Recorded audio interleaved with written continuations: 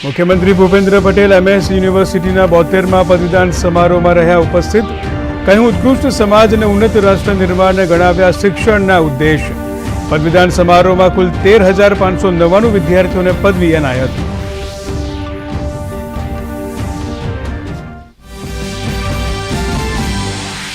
પ્રધાનમંત્રી નરેન્દ્ર મોદીએ ગુવાહાટીમાં 11,000 કરોડ રૂપિયાથી વધુની વિકાસ પરિયોજનાઓનું કર્યું લોકાર્પણ અને શિલાન્યાસ.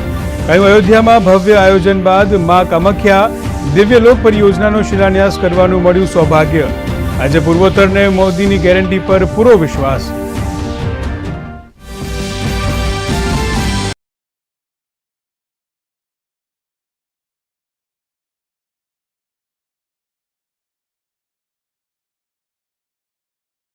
વિચાર અને સમાજ પ્રત્યેના સમર્પણથી આપણને મળે છે પ્રેરણા.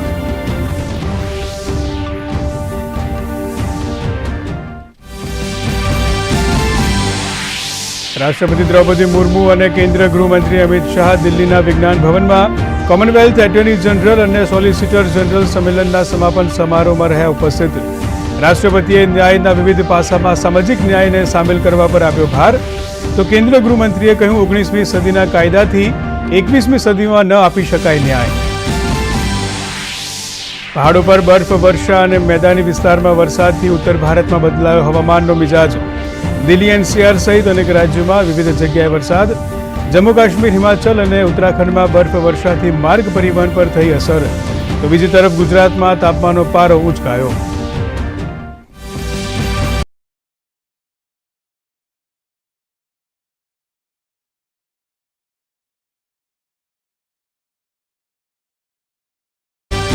મુખી દોટ જુનિયર બહેનોમાં ગુજરાતની જશુ ગજેરા 36.25 મિનિટના સમય સાથે રહી પ્રથમ ક્રમે.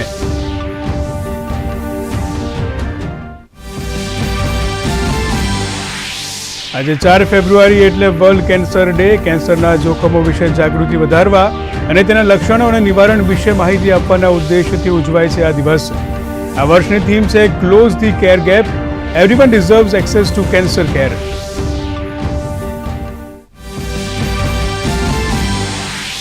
અને વિશાખાપટ્ટનમ ટેસ્ટમાં ત્રીજા દિવસની રમત પૂર્ણ. ઇંગ્લેન્ડે 1 વિકેટ ગુમાવી નોંધાવ્યા 67 રન.